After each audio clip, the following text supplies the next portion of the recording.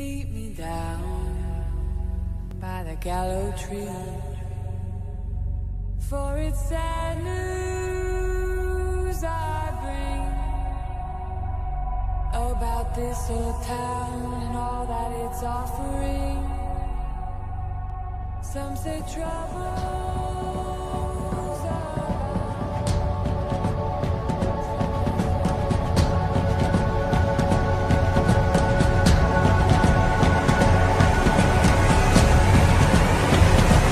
Come back, people.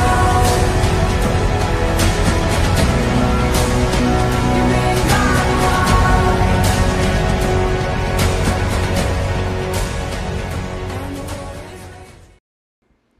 Boa noite.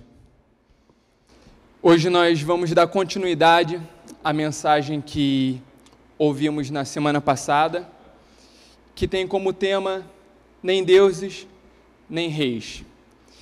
E a continuação dessa mensagem tem em vista o filme que foi lançado no dia 25 de dezembro, que tem como título Êxodo, Deuses e Reis. Esse filme conta a história da libertação do povo de Israel do Egito, e ele estreou no Brasil nesse período. O interessante é que esse filme ele foi produzido pelo cineasta Ridley Scott, que já foi indicado ao Oscar por alguns filmes, dentre eles o Thelma e Louise, o Gladiador, Falcão Negro em Perigo. Então esses são alguns filmes que Ridley Scott ele já dirigiu e que foi de grande sucesso.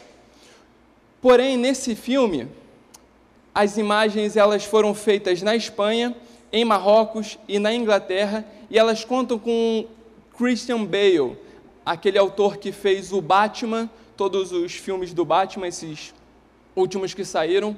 Ele é quem vem interpretando, ele é quem interpreta Moisés, tá? E esse filme, nós já vimos isso na semana passada, estou trazendo novamente isso, ele custou ao todo mais de 140 milhões de dólares, e ele precisará de um público muito alto para render o que os seus investidores esperam. A boa notícia para eles é que, até o momento, ele ficou em primeiro lugar entre todos os filmes de dezembro. A bilheteria dele está sendo muito boa, apesar das críticas.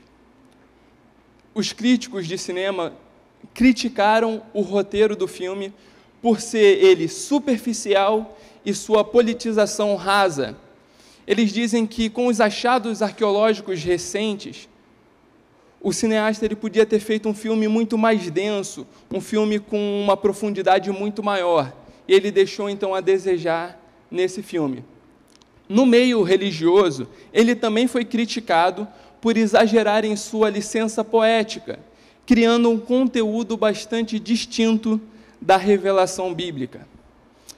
E quando a gente assiste esse filme, não tem como a gente não compará-lo com Noé.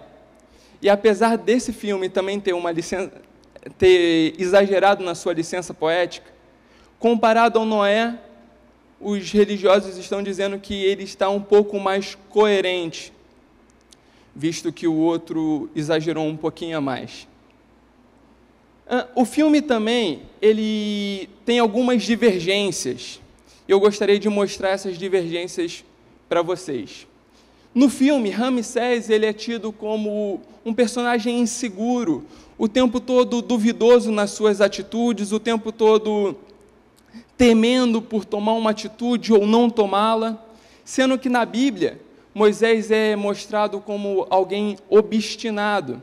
E apesar de Deus agir e mostrar o seu poder frente ao faraó, ele continua no seu coração desejoso por seguir a sua própria vontade e não fazer aquilo que Deus estava ordenando que ele fizesse. Moisés, no filme, é tido como um militar, um guerreiro, alguém que, durante o filme, parece ter uma habilidade até maior do que a de Ramsés na arte da guerra. E tem até uma parte do filme que ele salva Ramsés na guerra. O problema é que na Bíblia, ele é tido apenas como um pastor, Alguém que passa 1/3 da sua vida no deserto cuidando de animais, sem nenhum relacionamento com pessoas, por assim dizer, sem uma civilização maior. No filme, a arma de Moisés é a espada. Por ser ele um militar, Moisés está o tempo todo com uma espada dourada, uma espada brilhante na mão, e mostra o seu poder através do seu punho forte. Na Bíblia, Moisés aparece com um cajado, não uma arma de guerra, mas um objeto para tocar os seus animais. No filme, o povo de Israel são guerrilheiros, pegam em armas, desafiam o Império Egípcio. Na Bíblia, o povo é apenas um povo oprimido, um povo que perdeu a sua história, um povo que perdeu a sua esperança, um povo que se vê pego pelo desespero. No filme, Deus é uma criança, e uma criança um tanto quanto vingativa. No filme, Deus aparece como um filho de Israel, por assim dizer, que se vê obstinado a oprimir aqueles que estavam oprimindo. Na Bíblia, Deus não tem imagem, Deus não se revela através de uma figura, e quando Moisés pergunta diante de quem ele está, Deus diz apenas que ele é. E numa outra conversa com Deus, quando Moisés diz: permita que eu veja a sua face, permita que eu contemple a sua imagem, Deus diz a ele: não há homem que possa contemplar a minha imagem e continuar vivo. O que você pode ver é apenas por onde eu passei, porque por onde eu passo, eu deixo um rastro que ninguém mais pode deixar. No filme, as pragas, elas são naturais, são efeitos naturais que desencadearam. Na Bíblia, essas pragas, elas são impostas por Deus, elas são ações do próprio Deus. No filme, o Mar Vermelho, ele pode ser atravessado porque a maré baixou. Na Bíblia, isso acontece por causa de uma intervenção divina.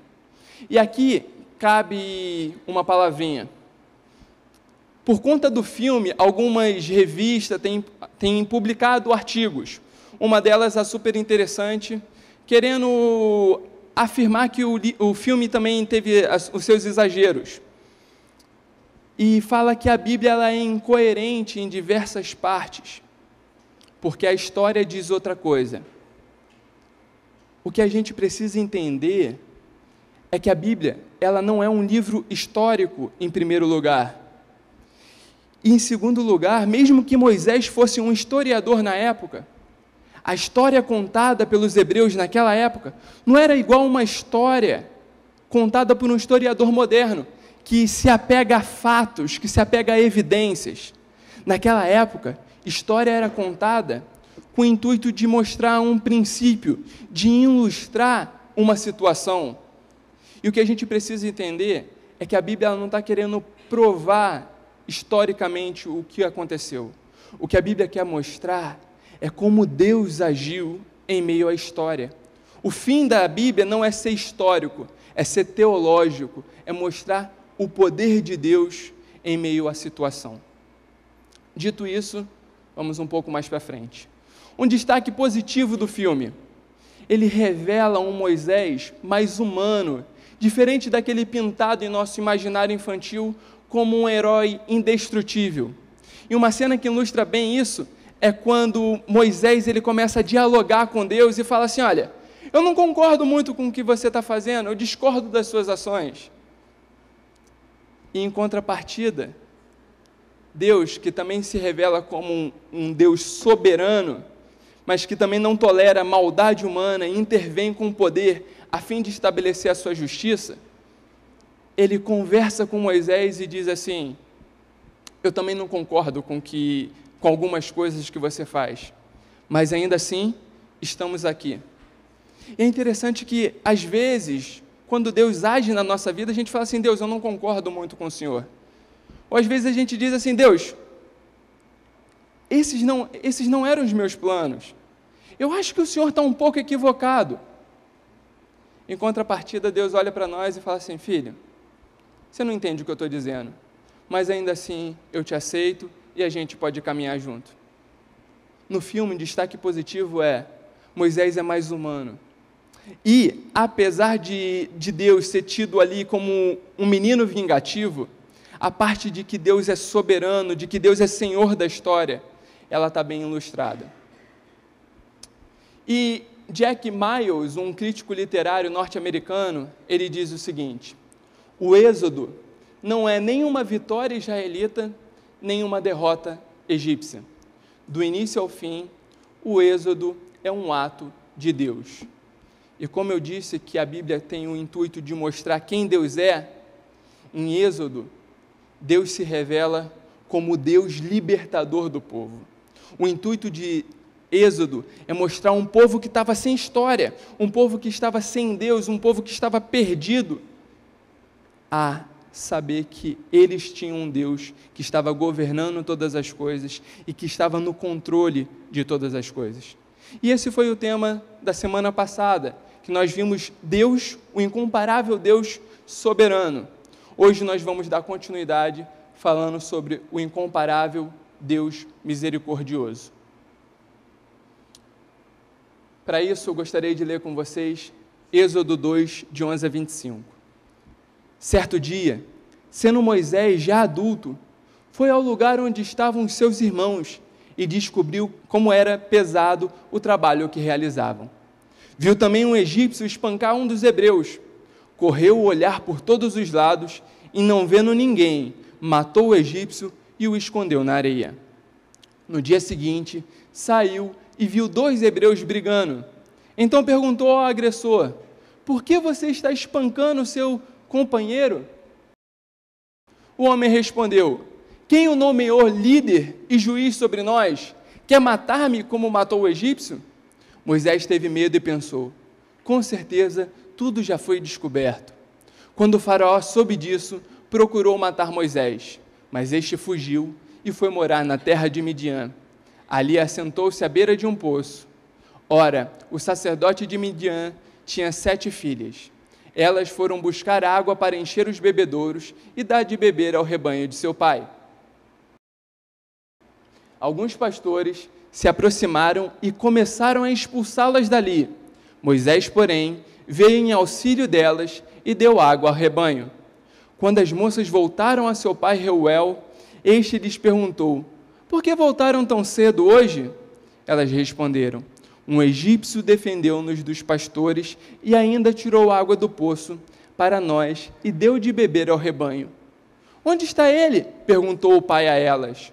Por que o deixaram lá? Convide-no para comer conosco. Moisés aceitou e concordou também em morar na casa daquele homem.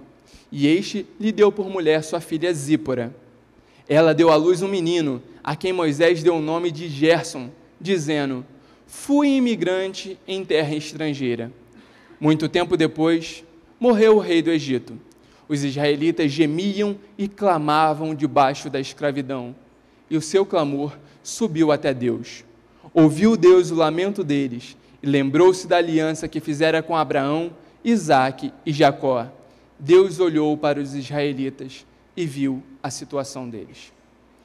O que a gente pode ver desse texto é que Deus, ele manifesta a sua misericórdia, em primeiro lugar, escolhendo um líder para o seu povo. Olha o que diz o texto. Certo dia, sendo Moisés adulto, foi ao lugar onde estavam seus irmãos e descobriu como era pesado o trabalho que realizavam. Viu também um egípcio espancar um dos hebreus. É interessante que o texto mostra, nessa parte, o start de Deus no coração de Moisés. Aqui é onde Moisés tem seus olhos abertos e começa a enxergar, assim como Deus via, a opressão daquele povo. Só que aqui nós temos o ápice, quando Moisés abre os olhos. Mas o que a gente não pode esquecer é que Deus já vem trabalhando no coração de Moisés. É que Deus já vem salvando Moisés e preparando Moisés para aquilo que ele ia fazer. Por exemplo, Moisés foi a criança que Deus preservou com o intuito de salvar Israel da opressão. Por quê? No texto anterior a esse, no texto de capítulo 2, de 1 a 10, a gente vê como que Moisés foi salvo.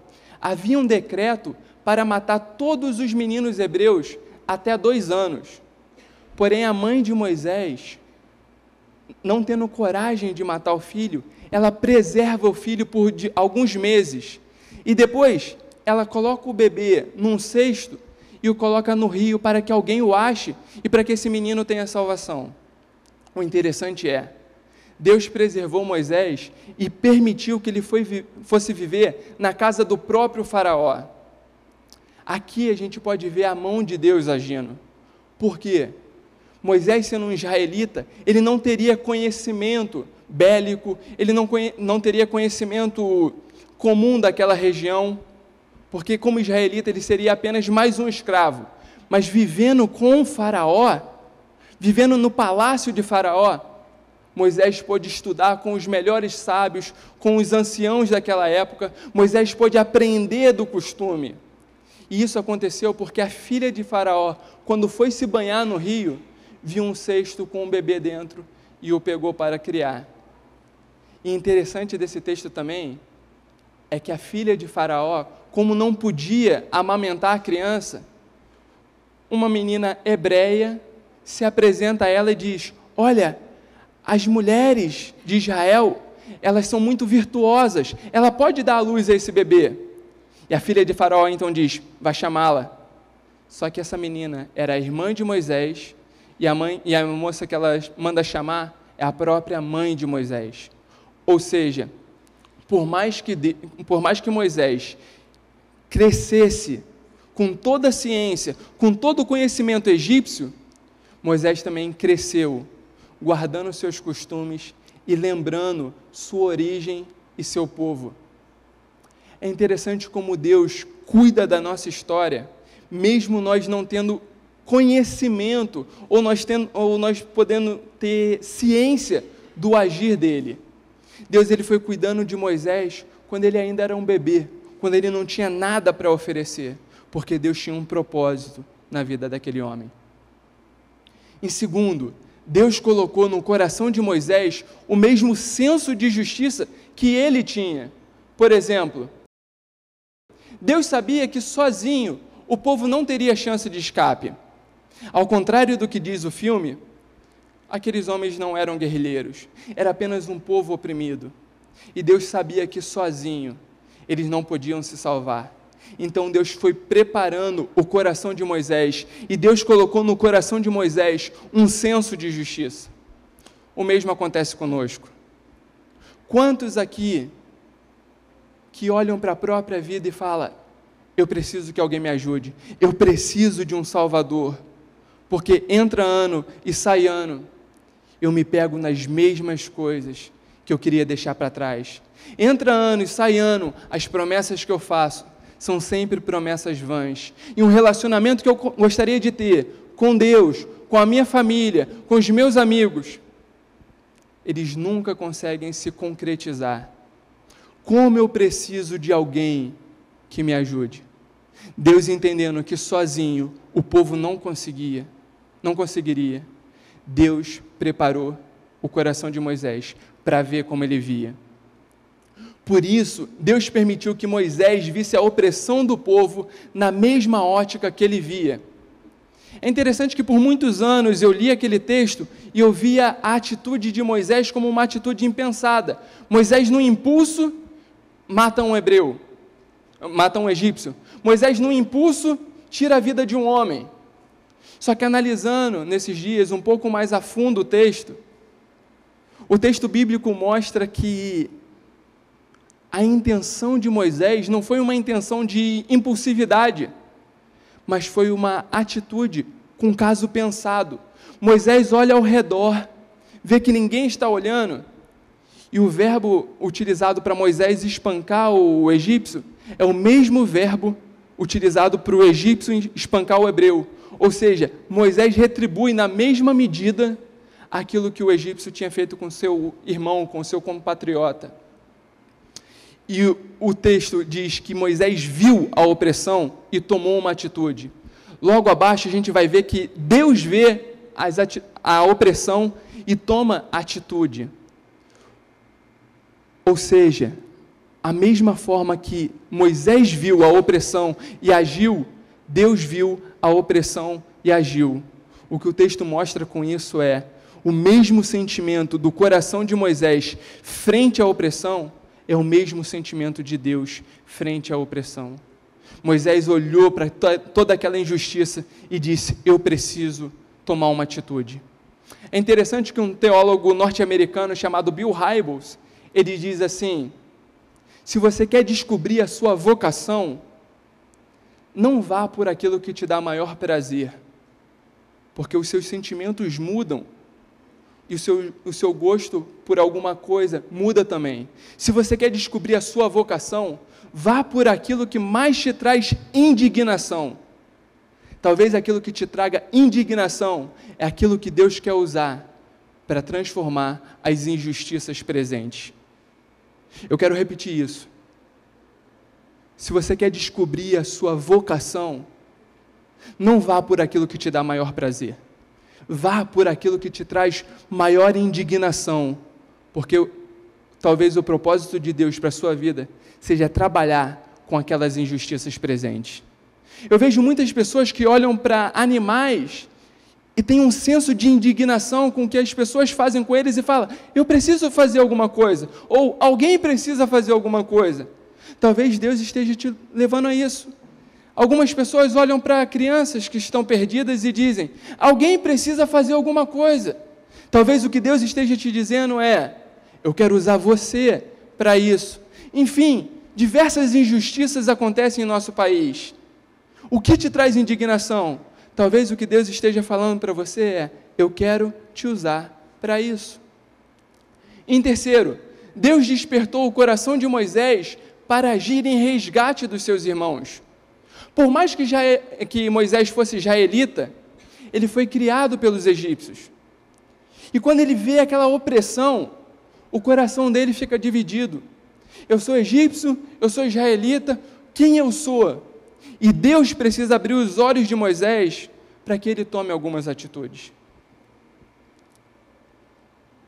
Enquanto Deus não agiu e falou: Moisés, eu quero te usar na sua indignação, eu quero mostrar para você um novo propósito, Moisés ainda estava indeciso.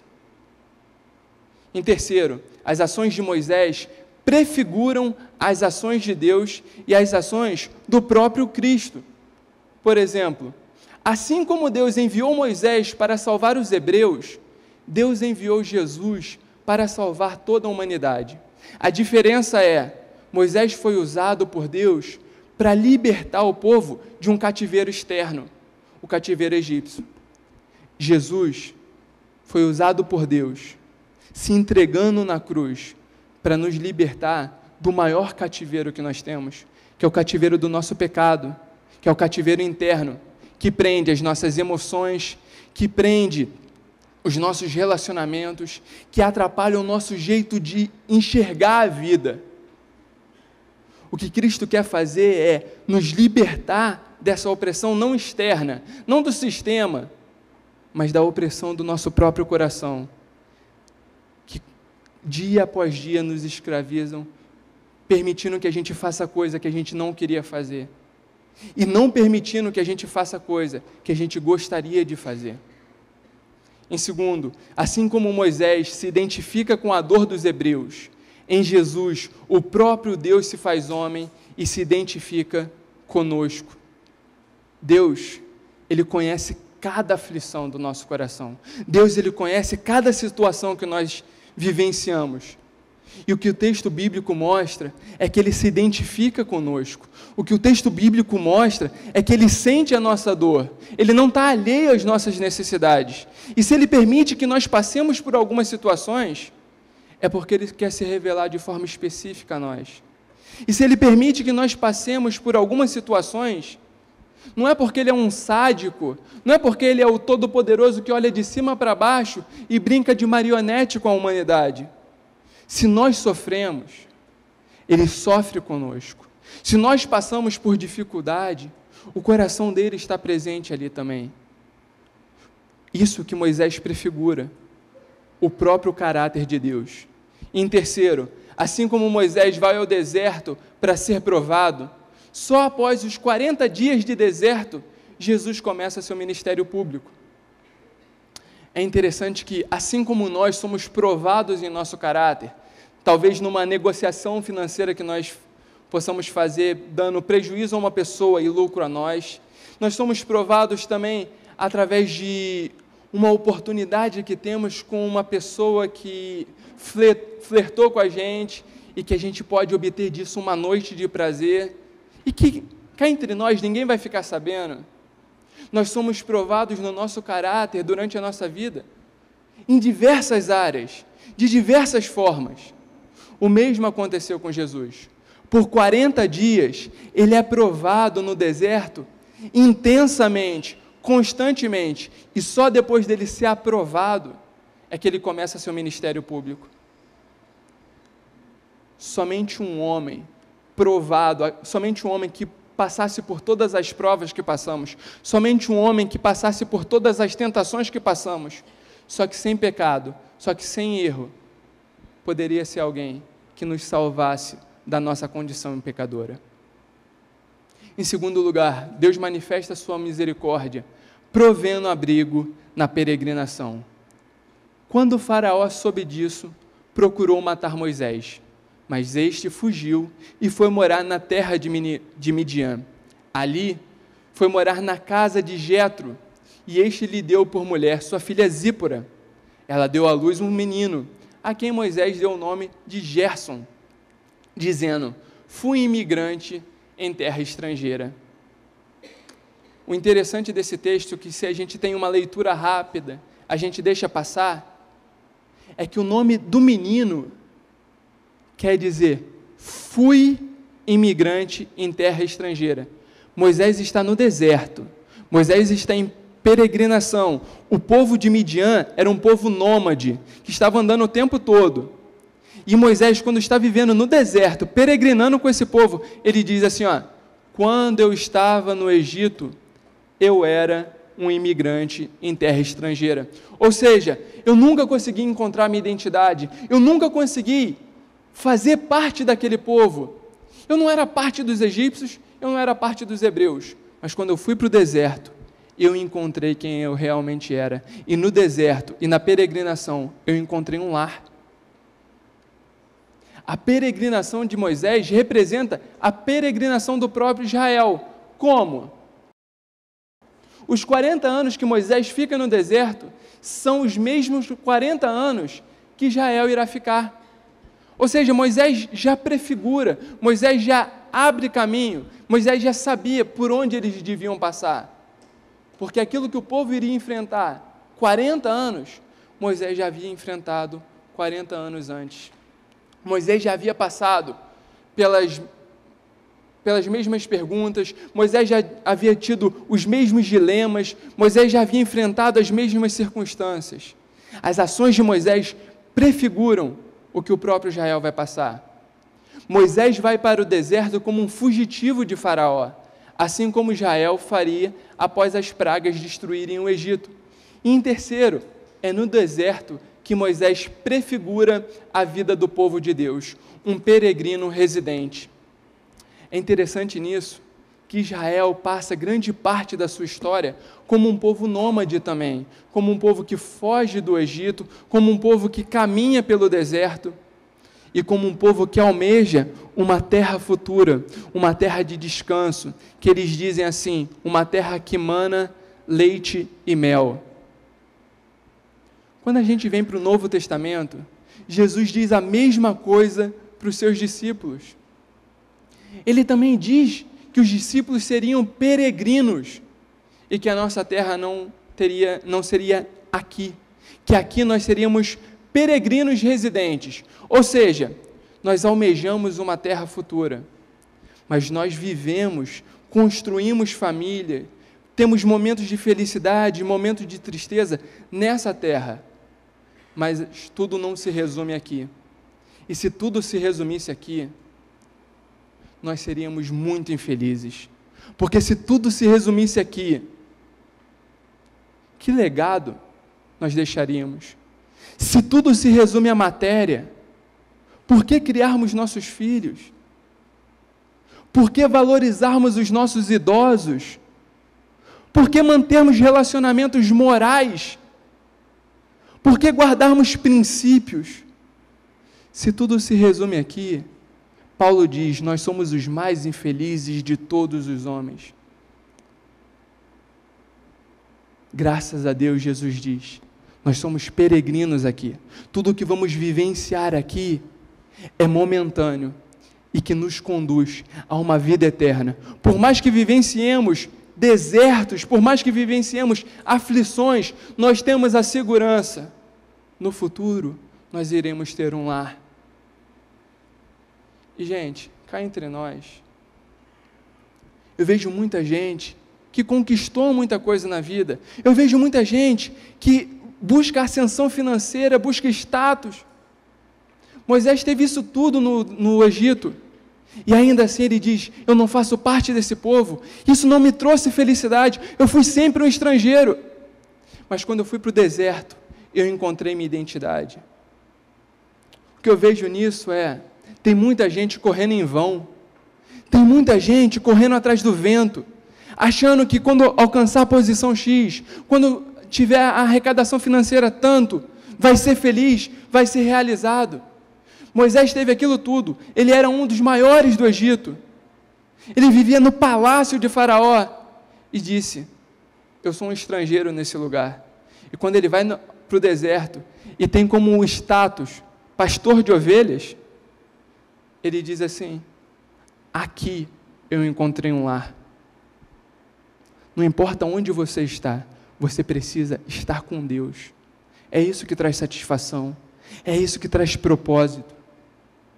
Segundo, foi na peregrinação pelo deserto que Moisés encontrou o próprio Deus. Os midianitas que Moisés encontrou adoravam Yahvé, o Deus que tinha feito aliança com Abraão, ancestral de Moisés.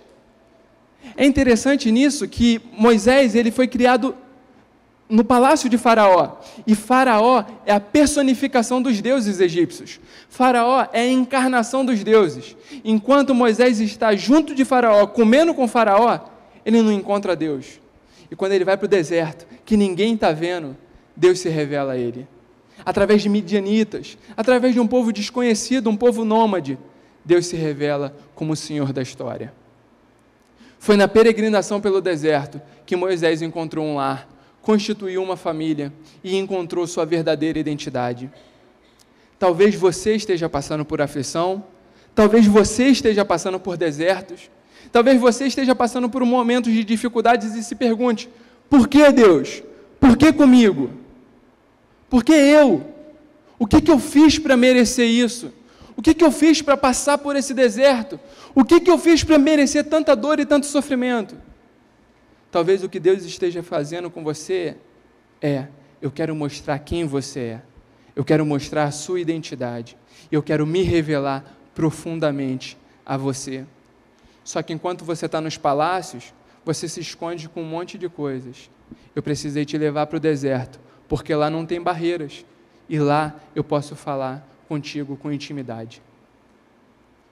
É no deserto que Deus irá se revelar profundamente a Moisés e lhe mostrará um novo propósito de vida.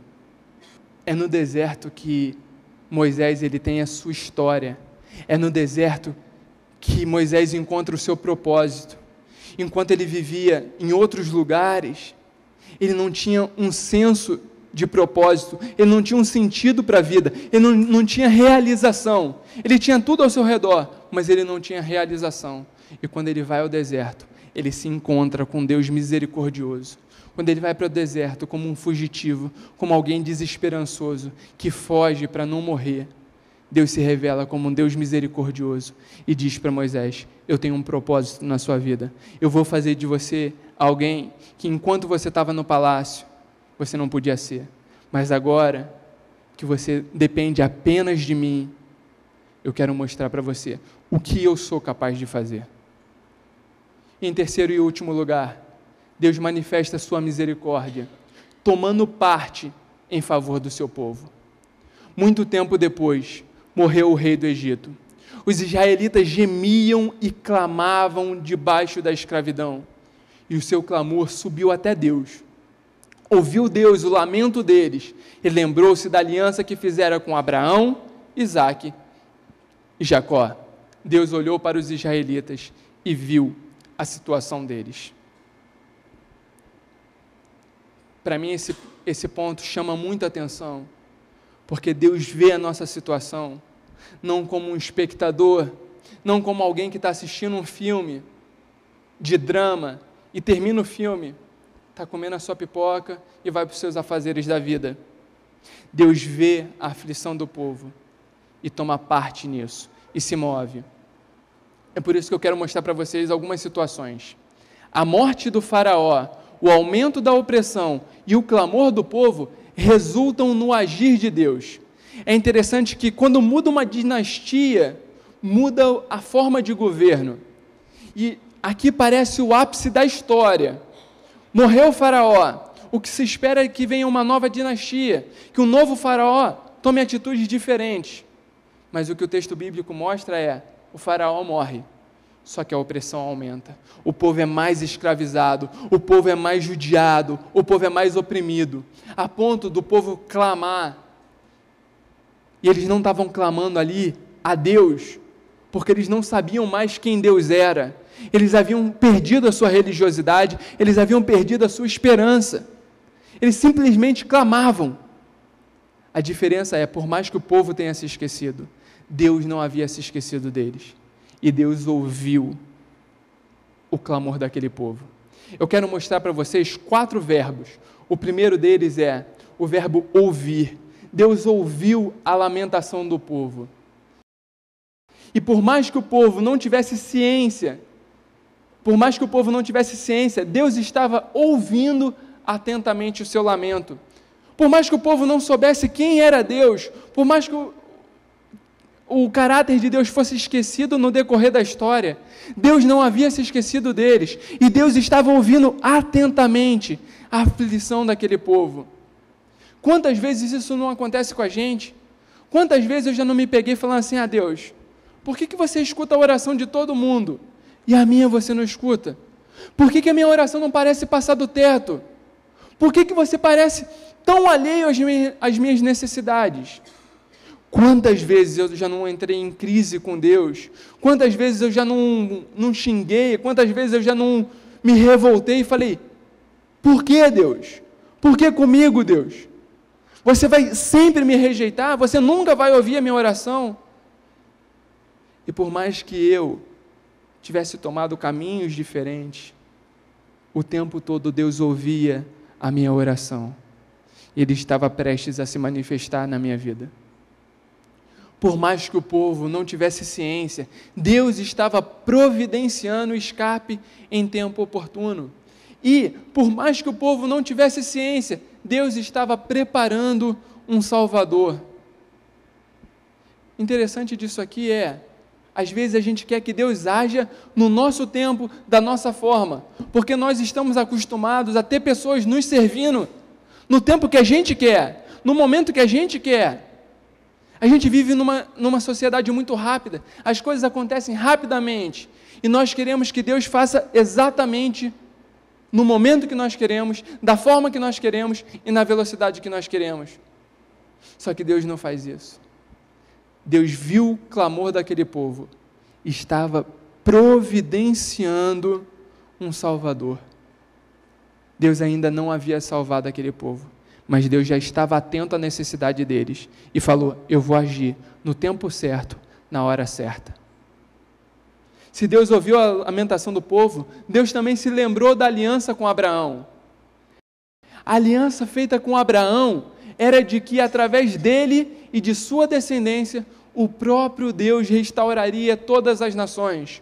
Quando Deus se revela a Abraão, 400 anos antes do povo ir para o exílio, achei a palavra, Deus já havia feito uma aliança com Abraão, e Deus falou, através de você e da sua descendência, eu vou restaurar o povo, eu vou restaurar as nações. E é por isso que Deus salva Israel do Egito. Não porque ele olhou para Israel e falou, você é um povo bom. Não porque ele olhou para Israel e falou, eu adorei a cor dos seus olhos, eu me identifiquei com a sua pele, eu achei que você é um povo bonito, eu vou salvar vocês. Não! Mas antes, porque ele havia feito uma aliança com Abraão. Segundo, por mais que o povo pudesse ter se esquecido de Deus e de sua aliança, Deus não havia se esquecido dele. Por mais que o povo estivesse totalmente ausente de espiritualidade, Deus havia estabelecido um propósito para a vida deles. É interessante aqui o seguinte, por mais que você que esteja aqui hoje possa falar, eu não quero saber de espiritualidade, eu não quero saber de Deus, que Deus de Abraão, Isaac, Moisés, que Deus bíblico que é tudo furada. O que eu posso dizer com certeza para você é, se Deus tem um propósito na sua vida, independente do que você pense dele, mais cedo ou mais tarde, ele vai agir, e quando ele agir, vai ser irresistível, e quando ele agir, você vai ver que além de um Deus misericordioso, ele é também um Deus soberano. O povo havia se esquecido de Deus, mas Deus não havia se esquecido dele. Em terceiro, é pela lembrança da promessa feita a Abraão, que hoje Deus continua preservando e abençoando a sua igreja. Se hoje vocês estão aqui, é fruto de uma aliança que Deus fez há milhares de anos atrás com um homem chamado Abraão. Se hoje nós nos reunimos aqui como comunidade cristã, é porque há muito tempo atrás Deus havia estabelecido a aliança com o homem e Deus tem cumprido a sua palavra até os dias de hoje. Se você acredita nisso, o propósito de Deus para você é continue propagando essa aliança, viva os propósitos de Deus para essa aliança, que Deus estabeleceu nessa aliança. Se você ainda não acredita nisso, eu não te culpo, mas se Deus tem um propósito para você, Ele vai estabelecer a aliança dEle, no tempo dEle, na hora dEle. A Bíblia diz que a fé é um dom que vem do alto.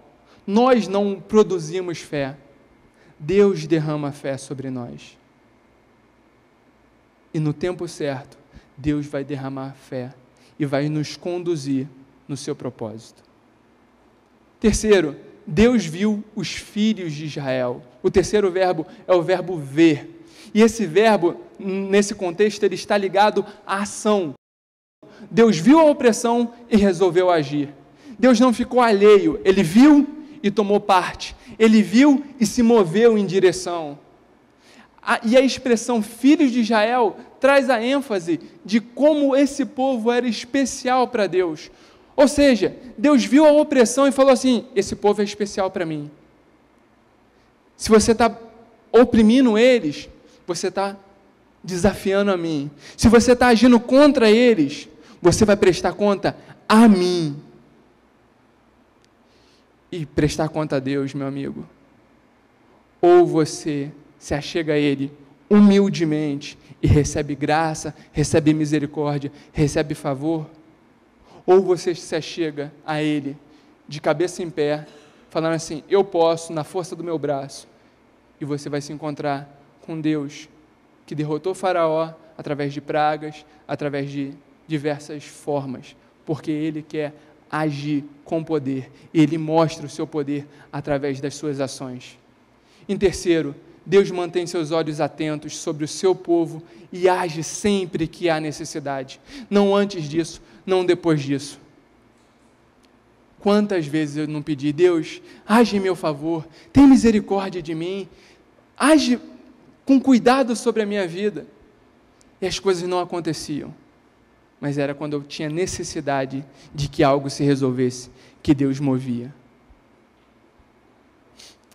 Deus, Ele não tem uma aliança com as nossas futilidades. Deus não tem aliança com os nossos desejos, mas Ele tem uma aliança sincera, profunda e verdadeira com as nossas necessidades. Se você é filho de Deus e necessita de alguma coisa, Deus tem uma aliança com você e pode colocá-lo à prova, porque você vai ver que Ele vai suprir todas as suas necessidades. E o último verbo é: Deus sensibilizou-se com a dor. O verbo utilizado no texto é o verbo iadá, e o seu sentido é conhecer profundamente. É esse mesmo verbo que é utilizado para a relação íntima entre um casal. Toda vez que você vê na Bíblia, e conheceu fulano de tal, quer dizer, eles tiveram uma relação íntima. Quando a gente vê esse texto relacionando-se a Deus, quer dizer que Deus tem uma relação íntima com aquela situação. Deus conheceu profundamente a dor de seu povo, a ponto de condoer-se também. Deus viu a situação e falou: essa dor é minha, eu me sensibilizo com isso, essa dor está afetando a mim. E por isso, é na cruz de Cristo a maior manifestação da sensibilidade de Deus.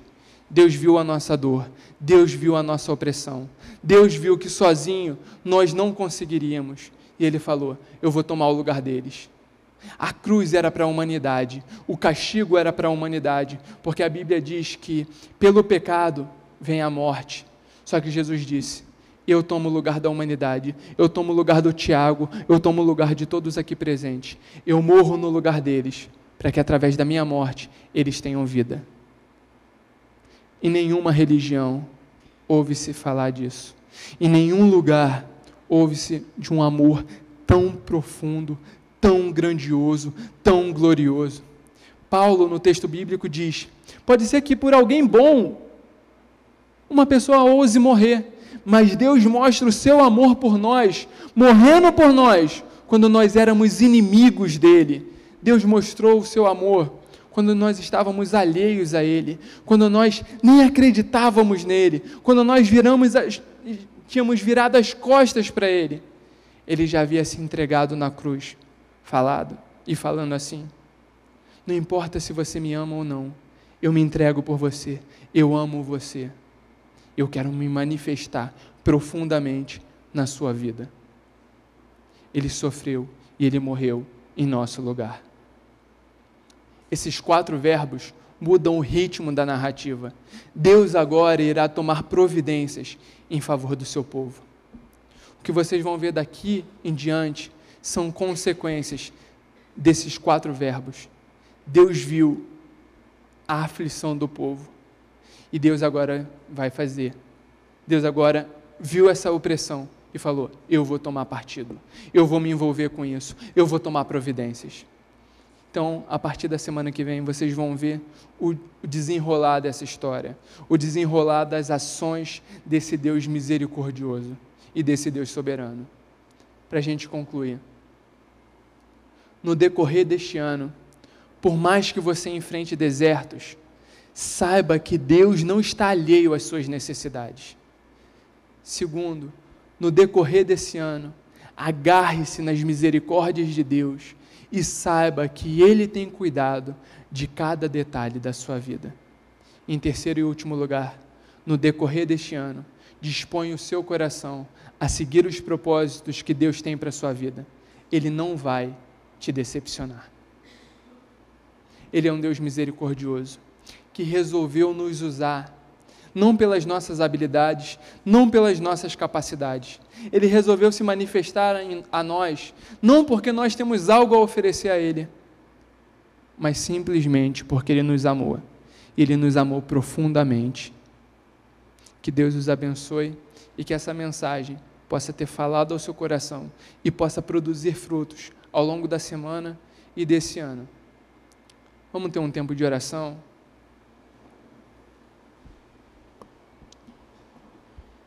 Senhor, nós necessitamos do seu cuidado, nós necessitamos das suas misericórdias, nós necessitamos do seu favor, porque Deus, assim como o povo de Israel sozinho não pôde se libertar, nós sozinhos não temos condições de viver, nós necessitamos da sua graça, nós necessitamos do seu amor Nós necessitamos de um Salvador. E nós sabemos que esse Salvador é Jesus Cristo. Sem Ele, nós não podemos fazer nada. Sem Ele, a nossa vida não tem esperança. Deus, nos traz essa consciência, para que em 2015 nós possamos manter um relacionamento íntimo com o Senhor. E para que em 2015 nós possamos caminhar contigo, não por obrigação, mas por amor. E a consequência desse amor, uma obediência à tua palavra. Em nome de Jesus. Amém. Meet me down by the gallows tree, for it's sad news I bring about this old town and all that it's offering. Some say trouble.